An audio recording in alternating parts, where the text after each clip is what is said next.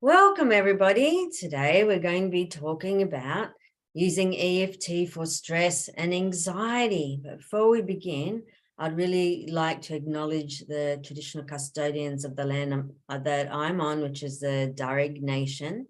And I'd like to acknowledge the traditional custodians of the land, waters, and air that you're on. And I'd like to pay my respects to elders past, present, and emerging. So, today, I'm really excited to share with you EFT and how we can use it for anxiety and stress. Today will be interactive and it will be practical.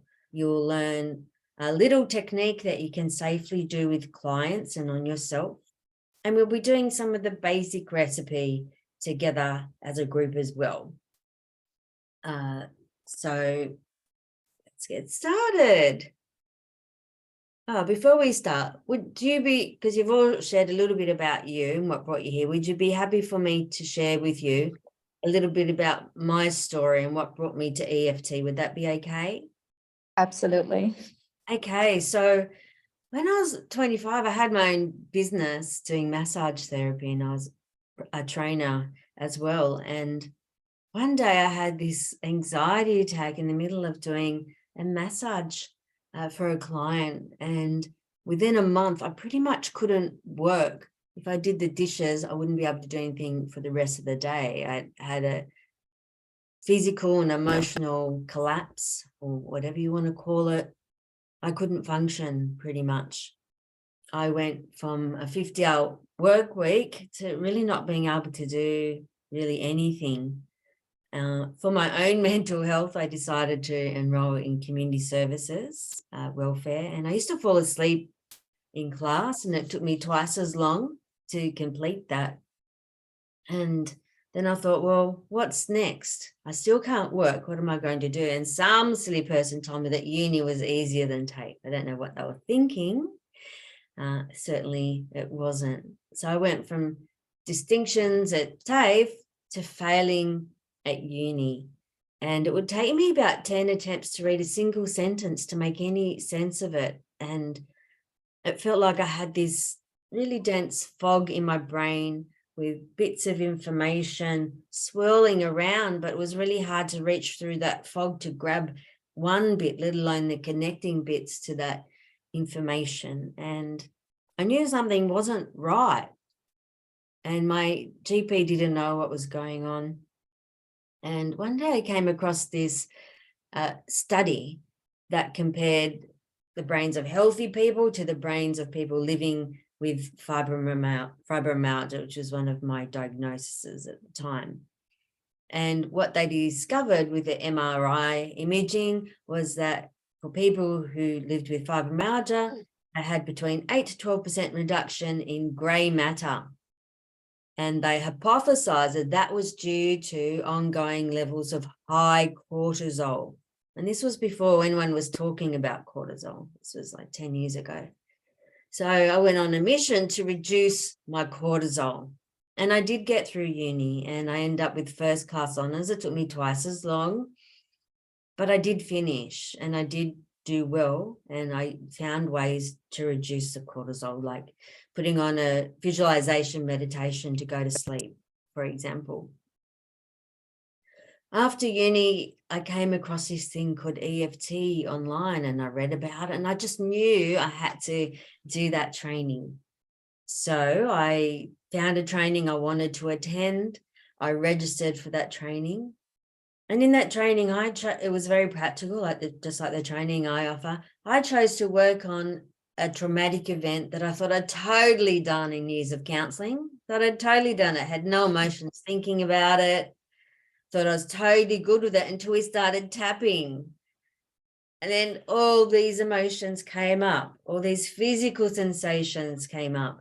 The teacher had to get a bin because I thought I was going to vomit. And I thought, wow, I thought I'd totally done that.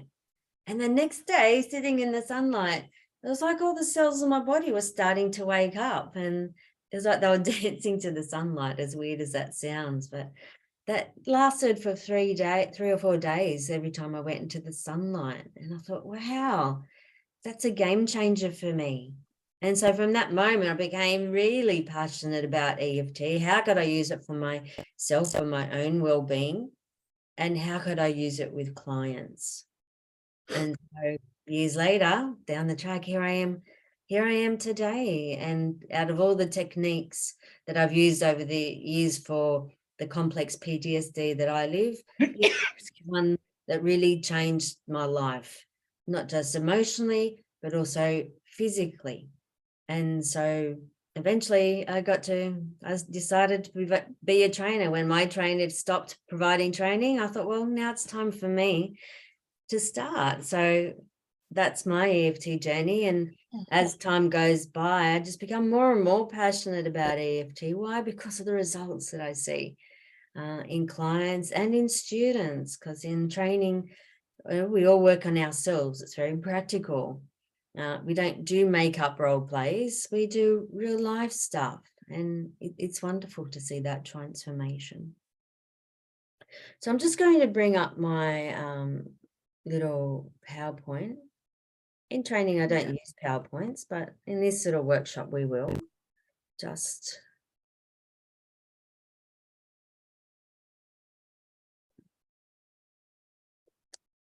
There we go. All right, can everybody see that? All right.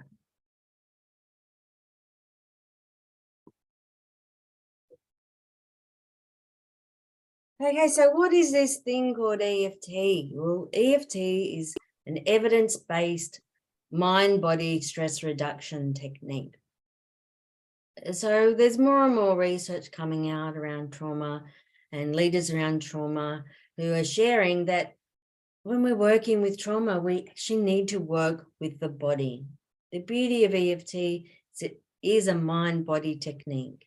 We do draw on Western psychology, but we also draw on the Eastern knowledge of the meridian system. And newer research is discovering that meridian system as part of the perivascular system, and that we can totally measure that scientifically these days. So it's not some weird energy thing.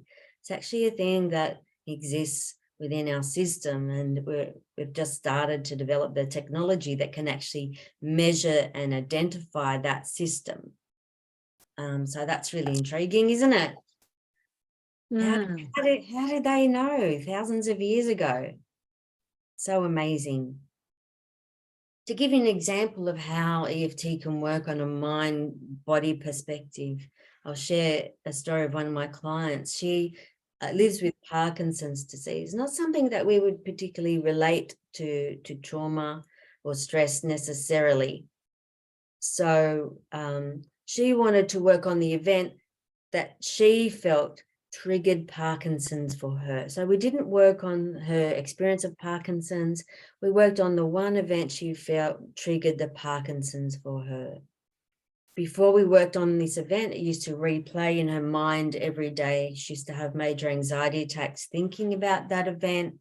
She used to shake pretty much her whole waking time. She used to wake up 9 times a night to go to the toilet.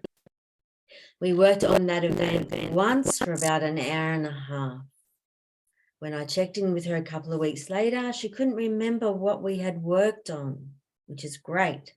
And so I said, okay, so what's changed? She said, well, I'm hardly shaking anymore, and only if something upsets me, and only for about half an hour. Great, I'll come to you in a second, Louise. And I said, good, what else has changed? She said, well, I'm sleeping through the whole night now. I'm not waking up to go to the toilet anymore. Excellent. What else has changed? I can take a joke now and I can joke back. And so then I let her know what it was we actually worked on. She's like, oh, I don't think about that anymore. And I'm thinking about that person now. Nothing's happening for me. There's no anxiety happening for me. And so we worked on an event that was really traumatic for her, but it had a huge impact on her body, on her experience of living with Parkinson's. So in EFT, if we work on emotional stuff, it can have an impact in our body. If we're working on pain, for example, like we do in level 1, then it can have an impact on the emotions. Louise. The question I had was about how to spell Primavascular. Oh, that's a big question. I'll have to look that up for the proper I'll spelling. look it up while you're carrying on. Yeah. Yeah, I haven't yeah, I can't remember off the top of my head. So EFT in itself, it incorporates aspects of mindfulness because we're really focused, cognitive processing, exposure, because we are focusing specifically on an event. The beauty of EFT, though, is that we don't need to share the story of the event. In EFT, we're primarily working on emotions and physical sensations while thinking about an event if we're working with trauma specifically. There's only one technique in EFT where we would ask our clients to share a story. That's very systematic, and we would do other techniques first before we got to there. That clients don't need to share stories is good for them, because we know if clients have to keep repeating their stories of trauma, it just keeps wiring that trauma in their brain. It's also good for us as practitioners because we're hearing less of the traumatic stories. So it helps prevent us from developing our own vicarious trauma. Also with EFT as practitioners, we're tapping on ourselves while the client taps on themselves. So we're reducing our own cortisol levels as we work with clients. So it's a win-win. Okay, so what can we use EFT for? Well, we can use it for anxiety, stress, phobias, cravings. We can use it for period pain. If you've got a cold or a flu, you can use it for that. If you've got an injury, you can use it for an injury to help you to heal faster. One of the things we know from EFT research is not only does it reduce cortisol, but it increases your immune system markers by about 113% just from tapping. Amazing, isn't it? So we can use EFT for a whole range of things. It's very flexible. In all the research, they've never identified any adverse effects to using EFT. When clients work with practitioners, if there is adverse experience, it's generally due to practitioners not working at the client's pace, pushing too hard, getting too attached to certain outcomes, rather than the EFT process itself. Louise, is that your hand up or is it still up from before? Oh, sorry, it's still up from before. Oh, okay, lower hand, done. Beautiful. So how does EFT work? Well, to be honest, there's still a lot we're learning about how EFT works. Originally, people just thought, well, okay, it works, so just go with it. Don't worry about how it works. But there's been a lot of research around trying to find out, why does EFT work? Why is it so effective? So one of the things we know from saliva testing before and after EFT sessions is that it reduces our cortisol levels. So everybody, what is cortisol? Does anyone know what cortisol is? Stress hormone? Yes, it's a stress hormone. Do we need cortisol? Yes. Yes, it is a balance out when we do have stress. Was that you talking, Amara? Because we couldn't. So I think it's the overloading of stress that actually. We can't hear Amara, but we need cortisol. It helps our fight or flight system, but it also is important for our metabolism and other other functions of our body. I had trouble getting that word out. However, if we have too much cortisol flooding our brain, it can impact the gray matter in our brain. It can contribute to developing a range of health conditions like autoimmune conditions or chronic fatigue or fibromyalgia as well. It can contribute to weight gain if we have high levels of cortisol. And so one of the benefits of EFT is we know that it lowers cortisol. And when we lower cortisol, that will naturally lower our levels of anxiety because high cortisol will increase our anxiety.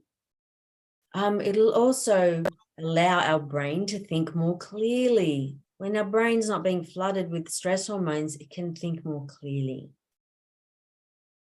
When we do EFT, we know that it helps the amygdala to relax. So the amygdala is part of our fight or flight system. It's like a smoke detector.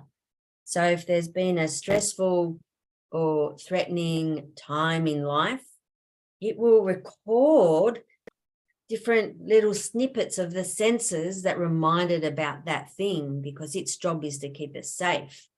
And so later in life, if anything reminds it of that sensory trigger, so it might be a smell, a taste, just a certain shape of eyes or face, or it could be anything that trigger. But when we focus on whatever's uncomfortable while tapping on the specific meridian points, it allows the amygdala to release that trigger and to feel safe. And so it no longer fires with that trigger anymore. And that's one of the reasons why it's so good for anxiety and PTSD, because it helps us to release those triggers. On the Eastern level, it's believed that it helps to release any blockages in our meridian system. And, you know, in regards to that, you know, a lot of people don't realize that we're actually electrical beings. Every cell in our body is electricity. If you go and use a microscope, the advanced ones, the closer and closer you get to the cells, we're actually energy. Every cell in our body is energy. Actually, everything is. You know, tables are only feel hard because they vibrate at a certain frequency. And so we can interact with electricals around us. So we are electrical beings. And a way I love to demonstrate that is with something called an energy stick. I know my students have seen this, but if we look at this, if I hold one end and if I hold the other end, see, it fires off. The batteries are getting low, but it'll fire off, and it'll fire off. Why? Because we are electrical and it completes the electrical circuit. Any questions about that? Okay. So today we're focusing on EFT for stress and anxiety. And why is it EFT good for stress and anxiety? Well, firstly, it's simple. It can be really quick to do. And we can use it as practitioners, not just with clients, but for our own self-care. In between clients, at the end of the day, or at home. It's something that we can incorporate into our own lives really easily for self-care. And it's something that we can share with our clients, that even in the first session, they can go away and start using on themselves to manage their own anxiety and stress. Any questions about that? All right, so a little bit of the research. So there's many studies around the effectiveness of EFT. This is a particular study that looked at a variety of physiological effects from doing EFT. In this particular study, anxiety was reduced by 40% and cortisol levels were reduced by 37%, just from some tapping. What we know from the research as well is that if we do the words without the tapping, there is no reduction in cortisol. If we do the tapping without words, there is a reduction in cortisol. So the important part of EFT is the tapping. If you have to do one without the other, you do it without the words. Any questions about that? Why is that? Is there any, do we know why? Well, because the important part is the actual meridian points. Meridian. And so that's the part that actually impacts our body. It's like we can talk about trauma till the cows come home, but it's not going to release trauma from our bodies or stop it from impacting us. But when we can release trauma or anxiety from our body, which is what tapping on the points allows us to do, then that's why we get the reduction in cortisol. It's actually true. Very quickly, I suffer from panic attacks. I I'm terrified of flying, and I had a huge panic attack on a flight. Mhm. And I was very scared. I was embarrassed because I started doing tapping. And I Ah, didn't want to say the words. So Yep. I was just tapping, right? And I was kind of saying the words in my head, but because I was so overwhelmed, I just did the tapping. And my daughter was next to me. She was like, Mama, are you okay? I said, it's okay, I'm just tapping. And she started tapping with me. Yeah, in like 5 minutes, I managed to calm. It was unbelievable. beautiful. Mm. I was about, I don't know, I thought I was gonna collapse. It was horrific. Yeah, And just without the words, I was like, oh, okay, so that actually works. it certainly does. And you don't need the words at that time because you're already in it. Yeah. So the words you don't need to worry about. Mm, In the anxiety attack, you don't need the words because it's very clear what you're experiencing. Your whole system knows. So don't even worry about the words. okay, yeah. Because I was very intrigued by that. I was like, wow, it did work. It does, yeah. And even Certainly. if I had to use the words, I don't think my brain was working enough to, I didn't No, have access to my brain to actually say anything. absolutely, because the cortisol would have been up here. And so you can't think clearly. Yeah. And that's where it's good. Sometimes we get too stuck with words. Mm. So just know that as long as we're tapping, we're going to get that reduction in cortisol. Often in EFT, we will just do tapping and breathing, for example, if there's strong emotions coming up. Thank you for sharing. That's okay. Thank you. Any other questions about that particular slide? Okay. I was just going to ask Kadeen about Yes, intention. Rachel. You know, in some of the summit, well, I think Nick Ortner says if you can't sort of do anything, you can, and you're driving and you feel something's come up. He actually did talk about intention, and I never understood that. Yeah. But then that's sort of ruling out words and actions. So I don't know. So there was a study that was done on imagine tapping, where you imagine that you're tapping on the points and people still got results. The brain is a very amazing thing. It's just like athletes will practice in their minds winning races, and the brain doesn't identify the difference. And so you can do imagine tapping. You're on mute, Rosemary. Yeah. Oh, thank you for clarifying that, because I know intention in other ways, like, you know, when you light a candle and you have an intention to clear your house or something, you know, but that tapping wise, I didn't, as a technique, yeah, I didn't quite understand that. Thank you. Yes, yes. So you can imagine tapping. Intention also comes into play if you're doing like distant EFT for someone, which we do in level 2. So we're going to do a little exercise together so that you can experience a little bit what it's like. And this little technique you will be able to use safely with clients if you like. So I'd like you to think about something that's giving you stress or anxiety right now. So I'll give you a moment to just think of something.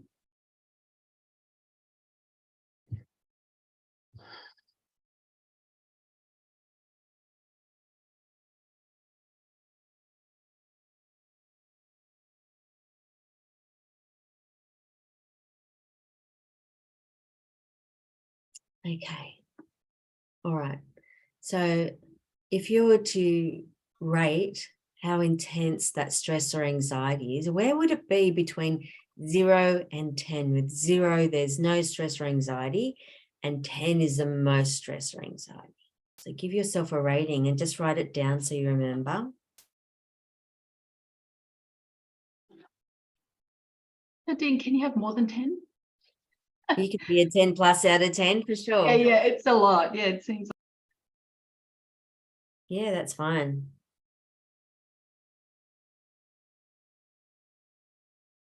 So does anybody need any more time to give themselves a rating? Okay. So what we're going to do is we're not going to worry about all the other points for the moment. The only thing we're going to do is to squeeze the sides of our fingernails. Just squeeze them.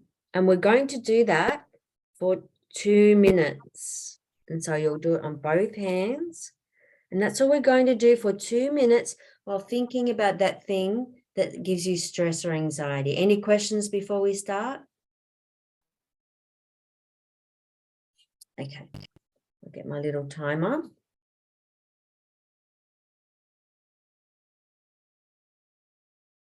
Okay, so just squeezing your fingers, thinking about that thing that gives you stress or anxiety, just squeezing.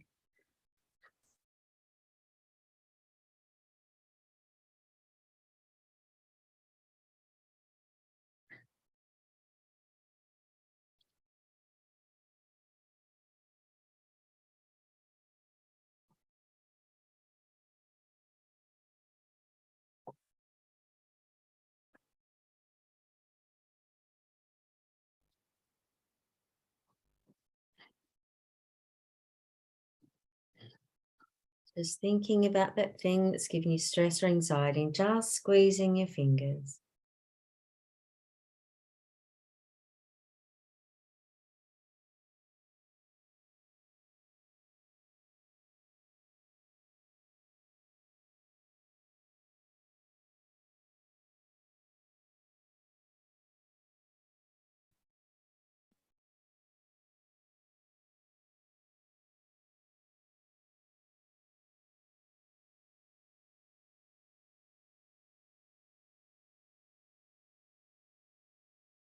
Just focusing on that thing, squeezing your fingers. Doesn't matter how hard you squeeze.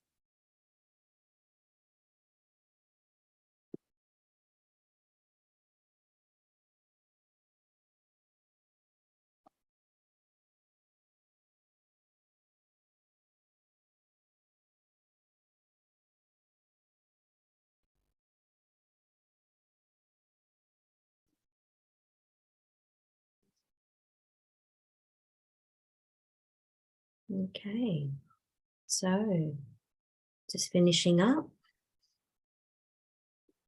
Having a big breath in, out, stretch, yawn. Everybody, if it wants to.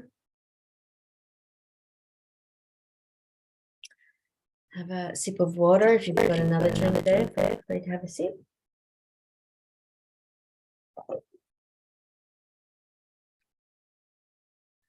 Okay, so now tuning into that stress or anxiety and rating it again. Where would you rate it between 0 and 10?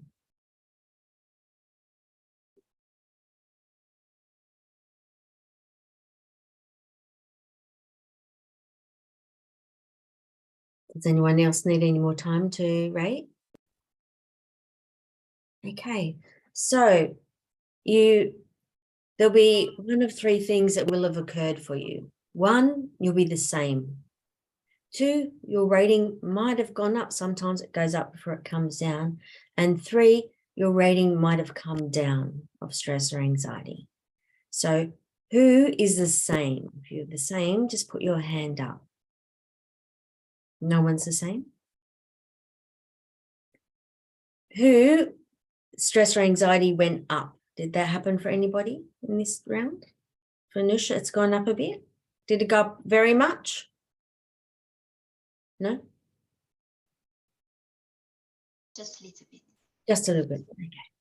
So as we continue, keep squeezing your fingers so that can come down again. And so whose level came down of stress or anxiety? Okay, so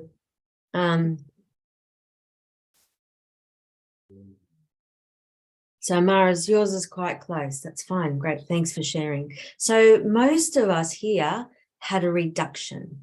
One person's not sure, and one person went up a little bit, but the rest of it came down. So do you have any thoughts that you'd like to share about that, about being able to squeeze your fingers just for 2 minutes and having that feeling of stress or anxiety to come down? Rosemary. I did feel a kind of a flooding in my head because that's what I felt. It was kind of like it was a push pull for me.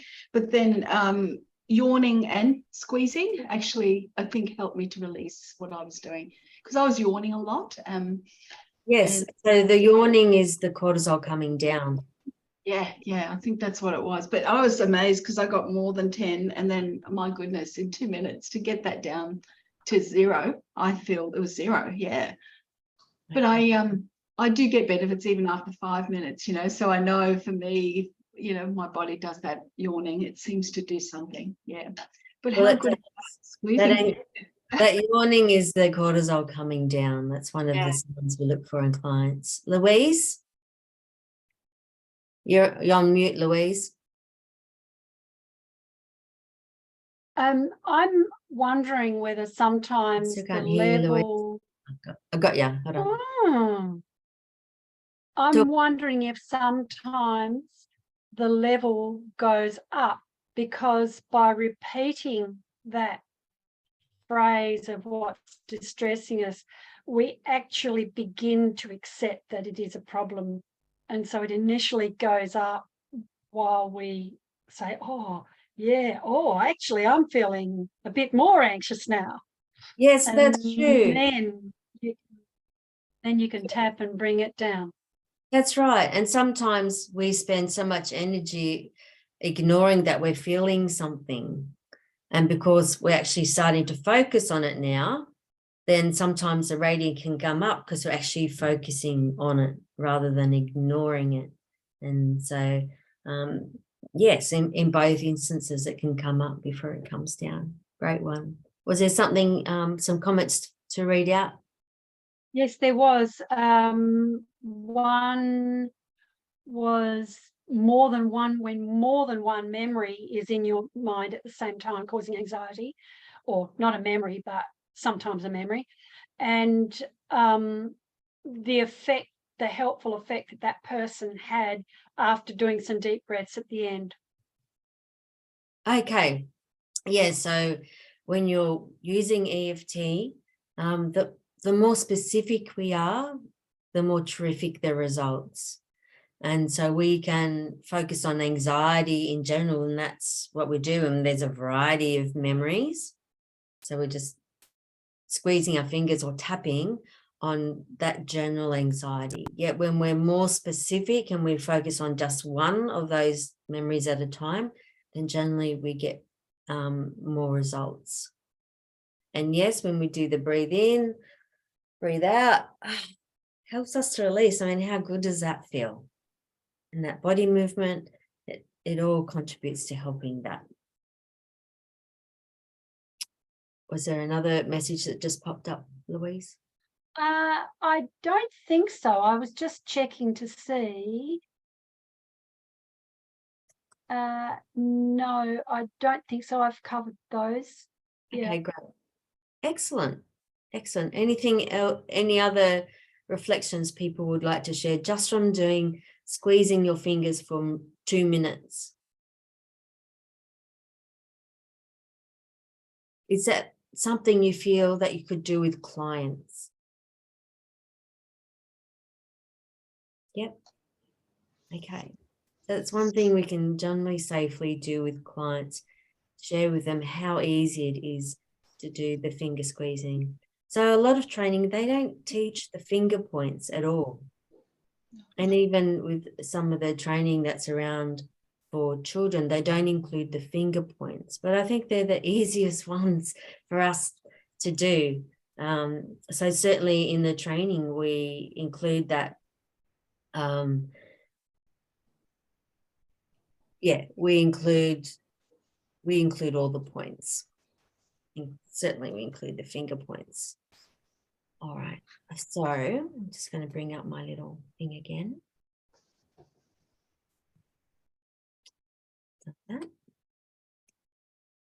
We've done the measuring. So we're going to go through what the basic recipe looks like. Because when we work with clients, we will start off with using the basic recipe, which is what we do in level 1. So first off, we need to identify what we're going to work on, which we did before. So, why is it going wrong way? Okay. So we want to identify what we're working on. Today, we're working on something that gives us stress or anxiety. Our second step will be to measure. And so in that little exercise, we've measured from 0 to 10. Where is your stress or anxiety right now? Not everybody is a numbers person. I'm not. If someone asks me to measure from 0 to 10, it doesn't work for me. So some other ways we can measure is choosing a face. So which face represents how you're feeling right now? When might it be good to use a face, do you think?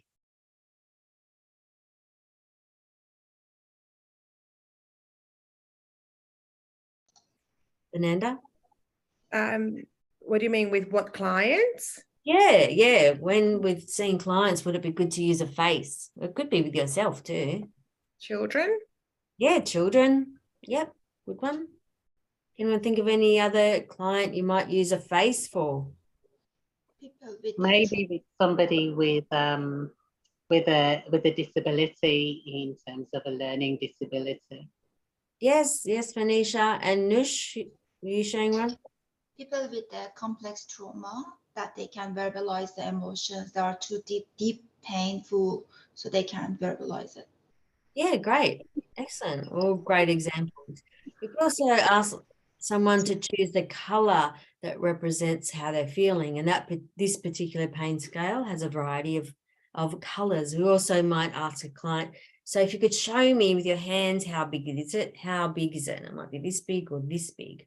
Or if they're like this, I'm like, well, is it bigger than your hands? How big is it? How big would you describe it to be? It might be big as a house. I had a client once and it was as big as the Grand Canyon. And then it was as big as the Sydney Harbour. Another time I've had a client say it's as big as the universe. And so descriptions can tell us more than numbers sometimes. So we want to get a rating. It's important to get a rating so we know where we're starting at. What's the baseline for ourselves or for the client, either way. The next part of a basic recipe will be the setup statement. So the setup statement has two parts to it. The first part is it identifies or acknowledges or honors what's uncomfortable, what it is we want to change. In this, today we're working on stress or anxiety. So whatever's giving us stress or anxiety is what we're going to acknowledge in the first part of the setup statement. The second part of the setup statement is a self-affirmation. So it's not an affirmation about whatever's giving us stress or anxiety that we're okay with that. No, it's even though I have this stress or anxiety when I think about whatever it is, I still love and accept myself, or I'm still doing the best that I can, or I still am open to being kinder and more supportive of myself. So it's an affirmation of self. So even though this shitty thing happened, I still like myself as a person. So that will be a setup. And then from there, we're going to tap through the sequence. And so when we tap through the sequence, we'll just go through the points together now so that you're familiar with them when we tap together shortly. Everyone ready? We're going to tap on the top of our head first. Everyone tapping along. Okay, the next point is in between our eyebrows, the sides of our eyes, under our eyes, under our nose, chin, and then the collarbone. The easiest way to do it is one hand. And then our underarm, so it's 4 fingers down. Under your underarm, you can do it like a hug, you can do it like a chicken, or you can do it like a monkey, whatever's comfy for you. They're the points we're going to use today. In training, we do include another point on the rib area and the fingers, but today we're going to do these points just because we're short in time. And then we take a big breath in, out, relax, yawn, move our bodies if we want to, and then we would retest. And so we're going to do that together, everyone. Is there a question, Louise? Yes, I was just clarifying it with the person. The question is, physically speaking, how does the finger points effects be described? I'm not sure whether the person means the effect on stress levels, or how do you describe it to a client to teach them? I'm not quite sure which the question was meaning. They might need to clarify that further in the chat for us. Yeah. And the other comment was, I think it's best depending on their learning styles. That was in relation to the colours and the faces and the bigger Sydney Harbour. Yes, yes. And that's where we experiment with our clients around what way to measure works best for them. That's why we meet the Clarify it with the person. What was that, Louise? I'll clarify it with the person who asked the question. Sure. If they can, yeah. Thank you. Yeah, so there's different ways to measure and everyone's different. I'm not a numbers person. You know, I remember years ago when I was being assessed for PTSD, I had to fill out all these forms and a lot of them be from 0 to 10, where would you rate your pain? Where would you rate your anxiety? And I'd be like, well, my pain is really high, but I can imagine it being far worse, or I can imagine it being worse for somebody else. And so when I went back in to see the psychiatrist, he said, Kardeen, you're either lying about what's happened in your childhood or you're underscoring yourself. And I believe you're underscoring, so you need to go and redo all those forms again. And so it's another hours of forms. So for someone like me, numbers is not going to work in a session. You know, so we'll come to descriptions. It works better for me. Yes, Louise.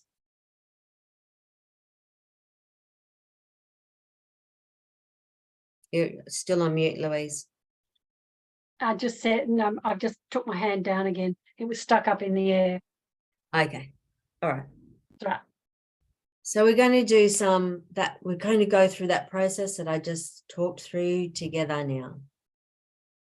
So picking something that gives you stress or anxiety might be the same thing you picked before if there's still a charge for you, or it might be something new. So I'm going to give you a moment to think about something that you'd like to work on.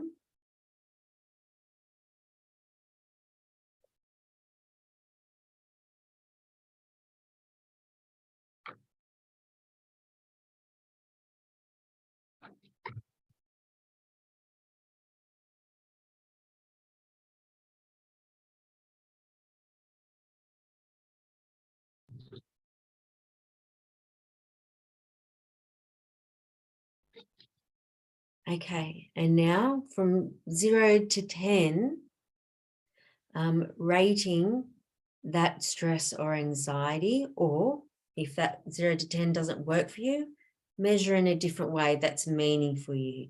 But write it down so that you remember what the measure is.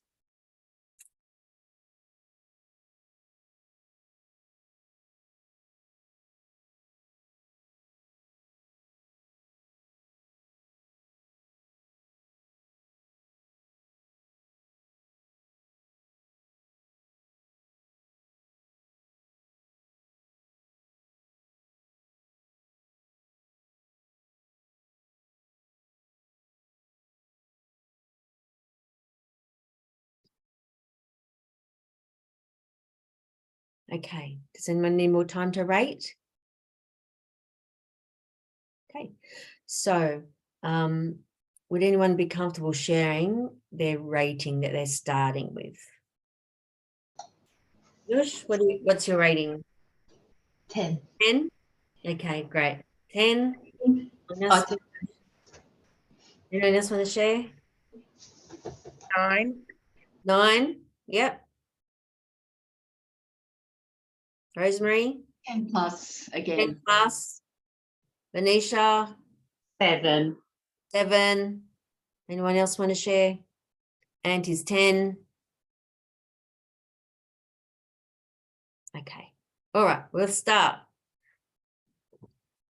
We're going to start with the setup statement. So the setup statement, we're going to be tapping on the side of our hand, the little finger side, halfway down. It's easy to do with your fingers just flat. All you need to do is keep tapping on that point and just repeating what I say. If I leave blanks, filling it in with your thing. For example, what you're anxious or stressed about. Or if I say, and I feel it in my, will be where you feel that in your body. Or it makes me feel, well, how does that stress or anxiety make you feel? And you will just fill it in. You're welcome to be off mute or on mute. I don't mind. Louise, can you stay off mute for me so that I can hear you coming back? Otherwise, I feel like I'm talking to myself. So much easier for me. Okay, you ready, everyone? Even though I know. I'm feeling this stress or anxiety, Feeling stress. I still I still am open am open to being kinder to being kinder and more supportive and more supportive of myself. of myself. So remember, everybody, to repeat what I say, and to repeat it out loud is better. So tapping on the side of your hand, swapping hands, even though I'm feeling this stress or anxiety, I'm feeling this stress, and feeling this stress makes me feel, and filling that in with however that stress is making you feel or anxiety is making you feel. stress makes me feel tight and unyielding. I still Still am open to being am open to being kinder kinder and more accepting and more accepting and loving and loving of myself. of myself. Beautiful. One more time, because we do set up about 3 times, even though Even though I'm feeling this stress or anxiety, I'm feeling this stress and I feel it in my, so everybody, where do you feel it in your body? I feel it in my, feel it in my neck and shoulders. I honor where I'm at. I honor where I'm at. I'm doing the best that I can. I'm doing the best that I can. Okay. All right. So that's the setup statement. We do it on average 3 times. The first part acknowledges what we're working on. The second part is a self-affirmation. Next, we're going to go into the sequence. So again, you'll tap where I tap and just repeat out loud, fill in the blanks. Feel free to be off mute if you want to. Okay, we ready? All right, top of head, everyone, start there. This anxiety, this stress, this anxiety and stress,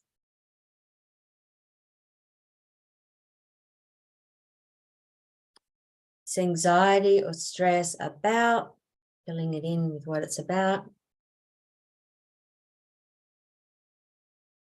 This anxiety and stress, It's anxiety and stress. this anxiety and stress, It's anxiety and stress. anxiety, It's anxiety, stress, stress. It makes me feel, filling in. Makes me with how feel I feel, everyone. tight and unyielding. Makes me feel, filling it in with your You thing. feel tight and unyielding.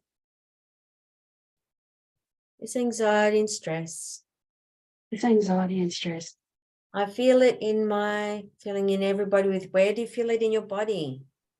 I feel it in my neck and shoulders. I feel it in my, In my neck and shoulders. last point, everyone, anxiety, stress. Anxiety and stress. Breathe in, everyone. And out, yawning, stretching, moving your body if it wants to. Having a sip of water.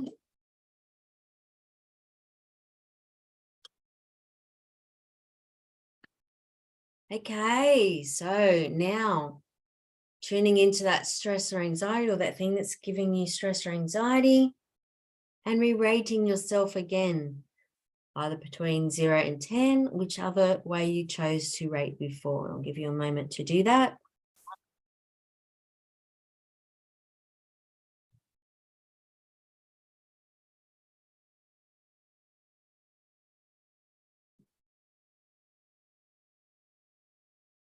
Okay, does anyone need more time to rate themselves? No? Okay, all right. So again, one of 3 things would have happened for you. So Ant, you're a 7. Is that less, more, or same? So you'll either or be the same as you started, higher or lower. So hands up if you're the same as when we started. Same? Is anyone higher than when we started that round of tapping? No one's higher? And who's less after that one round of tapping? Answer to 3 down. Beautiful. Don't know where Mara's at. Excellent, everyone. Well done.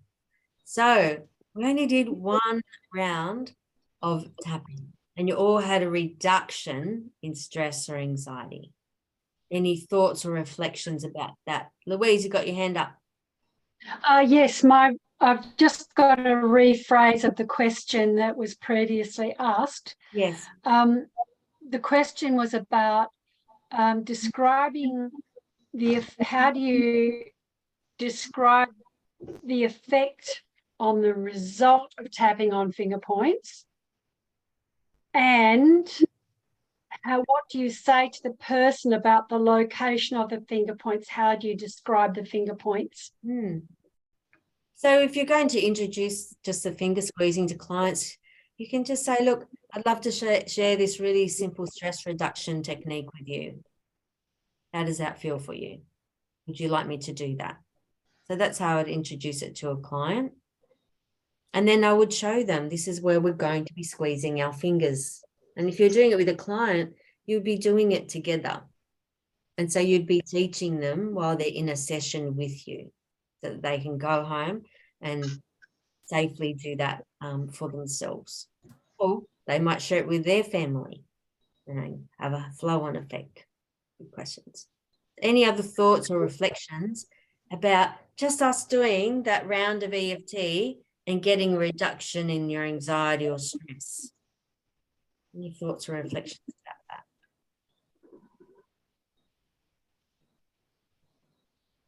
that? I didn't quite get the question. Sorry, my internet. Okay, so I no, that's great, Rosemary. So we did 1 round of tapping. You all got a reduction. You got a reduction.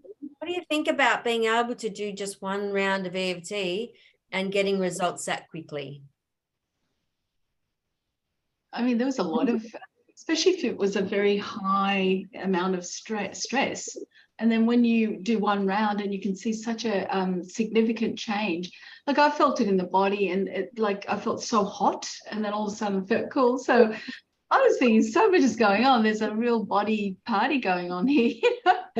Yeah, it's just amazing one round. Imagine if we did a few rounds. Yeah, I can imagine. Yeah. Yes, or a whole Thank you, Ryan. session which Thank goes you. for an hour. Great, thank you, Rosemary. Has anyone else got anything they want to share about how they thought? Nush? So I use the same topic that I had the higher score even after squeezing my tip of my finger. So this time the tapping and the statements, I think I had the sense of acknowledgement from myself because I was in denial and it was a very fresh event. So now I think that I'm like acknowledging what has happened. I'm not in denial. So I Right. came down from 10 to 9, not much, but at least is a reduction. Yeah, that's a good start. Great. Even one point reduction is a good start. Remember, it's just one round, and in a session we would spend an hour. Louise. Yes, I just had a comment by someone saying that it was less by 3 and then positive. And then I agree, body change from feeling tight to loose. And another comment saying breathing easier. All those comments from the same person. Fantastic. Excellent. Great results. Fernanda. Can I ask a question? So Yeah. in a session with the client, so you said you'd go for an hour. So how many rounds would you do? So it's never about how many rounds, Okay. because it will depend on what techniques we use, because there's a whole variety of techniques in EFT. What you see online is mostly the basic recipe, like what we're doing today, but there's a whole range of techniques. So it's less about how many rounds and more about, well, what techniques are going to fit this client today, and am I going at the client's pace rather than at my pace? Sometimes practitioners can be in a rush to get results or to get to the client where they want them to be, and we kind of need to let go of that so that we can meet clients where they're at and go at their pace. Thank you. Pleasure. Any other questions? Does anyone have any questions about that? About EFT for anxiety with your clients? I deal with a lot of trauma. Yes. And because I work with international students and the language is a problem. So that's why I think using EFT would be great because we don't need to talk much. Well, exactly. And there's a whole variety of techniques that you would learn in training that you can use. I mean, finger squeezing is great, but we have more powerful techniques like Tela's trauma technique, movie technique to use for traumatic events, chasing the pain, where we access where is that event in the body. So there's so many ways that you will learn to work on trauma without people actually having to talk about it. In level 3, we start to introduce drawing with EFT, for example, and we don't need any words at all for that. We just redraw. We draw, tap while looking at the picture, redraw, and that can have a significant impact. And yeah, so many techniques we can use on EFT to work with trauma without anyone having to share the story or even many words. Great. Anyone else got any questions? Rosemary. The only question I have, and I sort of was going to bring it to you before, when you was talking about the setup statement, even though I have the stress and it makes me feel, yes, because you had 2 separate parts. So in my mind, the whole process for me is, the way I understand it, is that I'm tapping out this stress and I'm bringing in more loving and accepting, right? That's what I'm doing. But it's interesting how when you set it up in the beginning, you say both. I thought we do part of it, stress release, and then we then bring in the loving and accepting. So in my mind, maybe I'm too structured, right? So I was just thinking. A lot of people have this thing, well, how do they even connect? That's right. Yeah. But I'm happy that you showed me that it's all done in the beginning. I don't have to sort of do intermittent or anything else. So when we do the setup statement, we will do it throughout a session, but we will do the setup statement, then we will do a round or a few rounds of the sequence. Then we will check back in with a client. Where are you at right now? Did anything new come up for you? Would you describe it differently depending on what techniques we're using? Then we would do a brand new setup statement based on where they're at in that moment. And then we do another round, check in. Okay, where are you at right now? What's new? Anything come up for you? Brand new setup statement. So it's always meeting the client where they're at throughout the session. On the same issue, isn't it? On the same issue. Sometimes they might come for a particular issue, but often the problem is not the problem. So the real problem might arise. For example, a memory might come up and then you would shift to working on that as long as the first thing is resolved. Yeah. All right. I've got it. Yeah. Okay. I understand it. Thank you. Great question. Any other questions about using EFT? Yourself or with clients?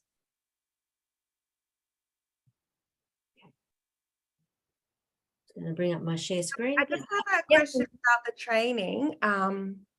Yep. Yeah, I've been in contact with you for many times and I've done a few things. If I want to do the level 2 and 3, do I need to do level 1 first? Because Absolutely. I have to. You have to do level 1 first because level 1 gives you the base.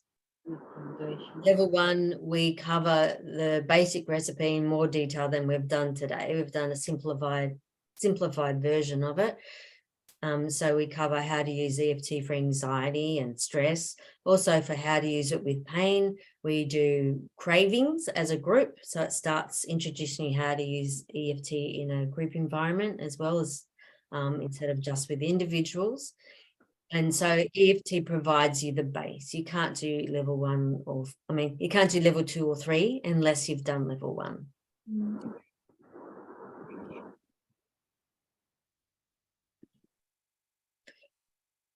Was there a question there, Louise? No. I had a pop-up come up on my screen. Oh, really? Oh, I think you're getting them before me. I've just received one saying, can level 1 to level 3 be complete online? Yes, they can all be completed online. For level 1 and 2, I have got online every second month training scheduled. So the next online one for level 1 and 2 is in May. Then we've got July, then September, then November for online for level 1 and 2. For level 3, we've got in-person in Sydney in July, but then we've got November for online for level 3. Good questions. Nadine, the question was national recognised certificates. I think that's the one question. Yes. So the training is recognised by the International Institute of Complementary Therapists. So it's definitely recognised nationally and also internationally for many countries. In answer to your question, the training is also endorsed by Australian Counselling Association and the Australian Community Workers Association.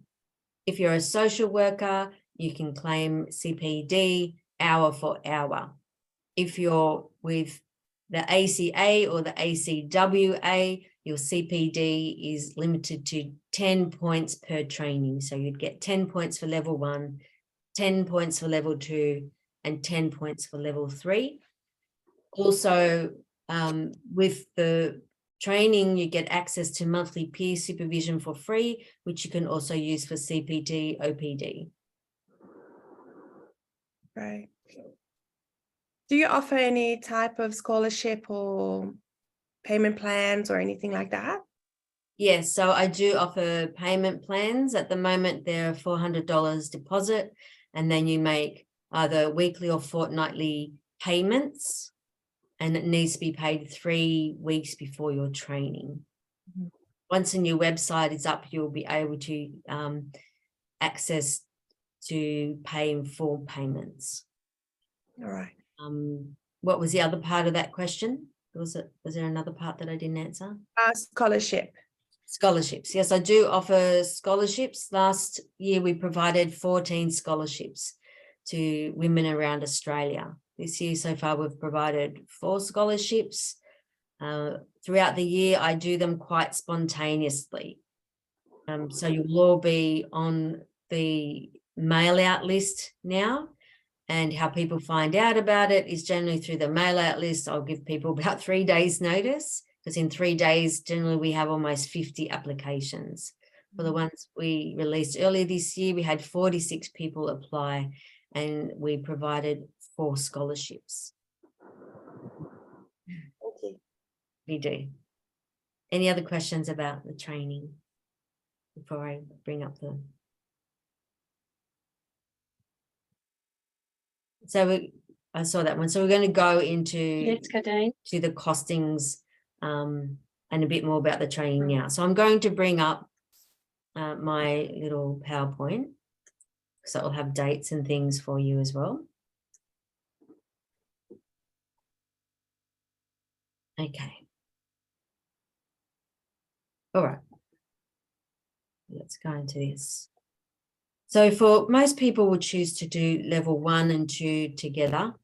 You can choose to do level 1 by itself if you want to, and that's okay.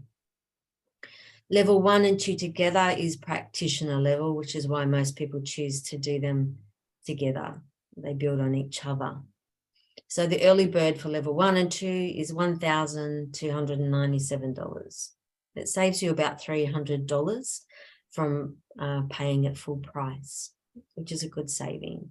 When you come to my training, it's not like you come for the days of training and then you don't have access to me again. It's not like that at all. Level 1 is 2 days of training. Level 2 is another 2 days of training. So it's 4 days. Whether you attend online or in person, it's the same. If you're attending in person, it's another $50 per day more, equivalent to that. That's just to cover the venue costs. They're outrageous, and the food I provide for morning and afternoon tea, just so you know. Everybody, whether you attend online or in person, will receive hard copy manuals. There's none of this downloading your manual and having to print it out yourself rubbish. You get them sent to you. You will get pre-attendance training. It's about 3 hours worth that you do. It covers a lot of the theory. So we're not spending in time in class covering a huge amount of theory. A lot of that is covered before you come. That also includes a quiz. So for those of you who are with ACA, if you attend any online training, you're meant to do a quiz for that training for you to be able to get OPD. So if you choose not to complete assessments, you still get the OPD because you've completed that quiz. Does that make sense if you're with ACA? But you're covered. You have access to monthly mentoring or peer supervision, whichever you prefer to call it. It's free for you. You don't pay any extra. It's just part of the support I provide for you. Each month has a different topic. And often we have guest speakers. And they might be previous students or other EFT practitioners or other health professionals that have information to share with you that is relevant to EFT. You have access to the student Facebook group. It's a private group. You have to be my student to be a part of that group. It's where you can ask me questions anytime. You also have access to student practice days. So later today, I've got a student practice day on. They cost $50 to attend, but gives students an opportunity to catch up with other students and practice and complete their assessments together and build connections. It also includes the marking of all your assessments if you're choosing to complete your assessments. So the investment you pay, it actually includes a lot. It's not just your attendance. So that's for level 1 and 2. If you're wanting to attend level 1, 2, and 3, You can sign up with that initially, and you do save a lot more by doing that.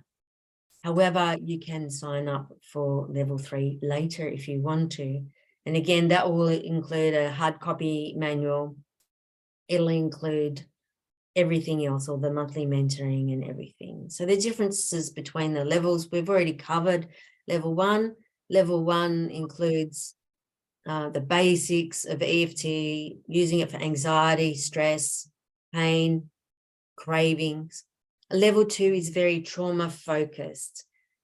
So we learn a lot of techniques in level 2 that we can use for trauma or traumatic events.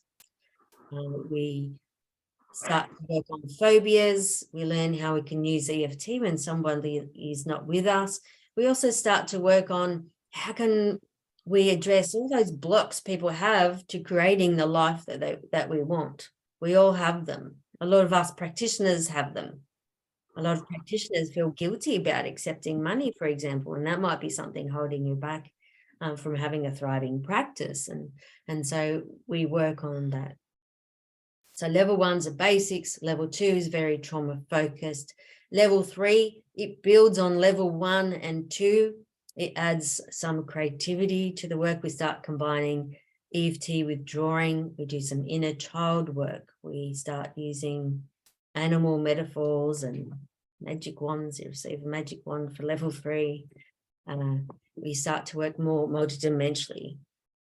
So level 3 is far more advanced techniques, and it builds on level 1 and 2. It gives you more techniques that you can use with groups. We can use with children or adults. It's very flexible. Any questions about those? Nush?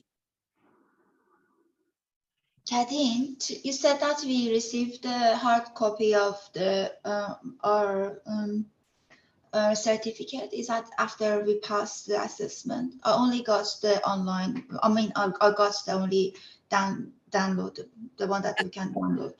No, you don't receive the hard copy of the certificate, receive the hard copy of the manuals.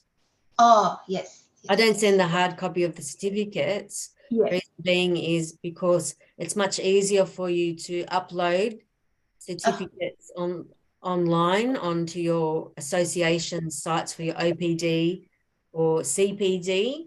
And also most people don't put their certificates up anymore. Yes, correct. I had that manual, like I had for the certificate to receive the hard copy. Sorry. Yeah, no, that's fine. Louise? I've just got a couple of questions on here on the chat. When working as part of the Facebook group, can you practice on issues in that group? So in the Facebook group, yep, in the Facebook group, you can ask for other students to practice with. So you can swap sessions, or you can say, hey, I need to receive. Can anyone practice on me? Or, hey, I need to practice this one. Can anyone volunteer for me so I can practice with you? So you don't practice in the Facebook group itself, but you connect with other people to practice with. On the student practice days, like what I have today, students pay $50 to attend, but they have 4 sessions of EFT within that time. So 2 sessions where they're the practitioner and they get to practice whatever they want or do case studies, and you get to receive for 2 sessions. And so, and you get me in the background as support. So it's a bit different to mentoring or training. I'm not checking in on you all the time, but I'm there if you have any questions or you need support when they come up. Okay, 2 more questions. Yeah. The second question is, do you assist in the setting up of personal practice using EFT tapping using telehealth? Yeah, so I don't assist you to do that, because to do that, I think it's important to have someone who specializes in teaching you that. In the future, it will probably be another subject that I offer to you. It's certainly one I have in my mind, yet it will be around having different professionals from different spheres that can come and give you little workshops on what to do. For example, how to make videos for social media, etc. Or how to set up Kajabi would be another one. So we will be doing that in the future. Yeah. Okay, the third question, is level 1 and 2 internationally recognised? You've covered IICT, but this person may have meant other organisations.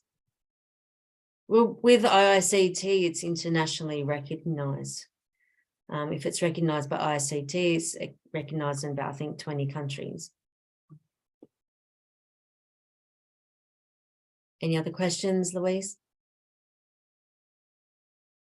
No, that's all the questions now. Okay. Does anyone have any other questions about the training? Okay. All right. So I haven't put all the dates available up onto this slide. I've just put the ones that are coming up, but on the website, I have all the current dates up. So the next online training for level 1 and 2, it is in May. If you want in person, I have one in Sydney in Parramatta coming up in June. Level 3, I have an in-person one coming up in July. Throughout the year, there'll be every second month, there'll be online level 1 and 2s. When you register, you just register for 1 month. And if you want to attend level 1 and 2 separately, you just send me an email and say, hey, Cardine, I want to attend level 1 in May and level 2 in July, or whatever it is. You can break them up. I don't mind. Same as with level 3, you just let me know which one you want to attend. I also have a level 1 coming up at the end of the year on Norfolk Island. Can't wait for. And that's part of a radical self-care retreat that's being run by myself and 2 other social workers. So people will be able to claim CPD, OPD for going to Norfolk Island. And if you have a business, you'll be able to claim it through your tax. You should be able to claim part of it through your tax anyway, because it's work related. Have you got your hand up for another question, Louise? Oh, sorry, no, I haven't. Okay. Any questions about that, anyone? I personally was interested in that, the level 3. I know that you said it was in November. Would there be one? The 1, 2, and 3? The 3? Will there be another online one before then? Yeah, online level 3. I'm not sure at the moment, Rosemary. It just depends on how many students want to go on to level 3. If I do one sooner than that. Okay. It's good to have a little bit of space in between attending level 1 and 2 and going to level 3, because it helps you become confident in level 1 and 2. Yeah. But yeah, there will be the Sydney one as well. If you don't want to wait, you can come and attend in person in Sydney. It's a good incentive, right? Oh, that's right. And we all get together and get to go out for dinner and things like that. Yeah. All good. Yeah.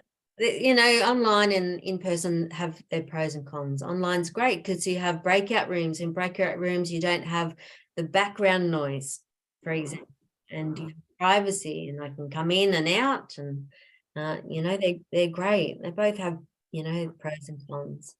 This picture you can see on the screen now is from my last training at Yamina, which was lovely. It was fantastic. Yeah. So if you do attend in person, includes morning tea and afternoon tea. Kind of big spread for you. What? Sorry. What are the times, Cardine, in person? Sure. So Sydney time, level 1 and 2 is 9:30 to 5. Okay, a Thursday to Sunday. Depends on which one you register for. So some are Thursday to Sunday, and some are, I haven't got them up, some are Saturday to Tuesday. Yeah, we've got here level 1, 2 in June, Thursday to Sunday. Yeah, so there's one that's in July, I think Tuesday to Friday as well. So Oh, then, yeah, so July is Tuesday to Friday. okay. And if you go to the website, there'll be others that are Saturday to Tuesday. I Oh, do that because I know some people can only attend on weekdays, particularly if their work is paying. Other people, particularly if they're in private practice, might only be able to come on weekends. yeah. So Yeah. that way, if people need to split level 1 and 2 up, they have the options. They just need to tell me which months that they want to attend each level. And it just makes it flexible for you. Right. Yeah. I'll try to pitch that to my boss Yeah. so he can pay for it. Absolutely. Absolutely. Because many workplaces do pay for people to come, particularly once they look at the research. Yeah. Oh, that's great. Because when we look at the research, for example, there's one study that compared EFT to CBT for trauma. And what they discovered was EFT got the results in 2 months. It took CBT 6 months to get. And at the 12-month follow-up, the participants who had CBT often had gone backwards, where those who had received EFT did not go backwards. In fact, often they had actually increased their benefits in that time. Yeah. I did CBT for many years for my anxiety. Never worked. Yes. Didn't. Yes. So Yeah. if you have any questions, anyone, feel free to reach out. I'm happy to answer them anytime or to talk to you anytime. You will receive a copy of this. But I'll let you go now because I realize I've just gone over time because we had lots of lovely questions. Thank you for joining me today, and have a beautiful rest of the day, what's left of your weekend. And I'll chat to you hopefully soon. I'll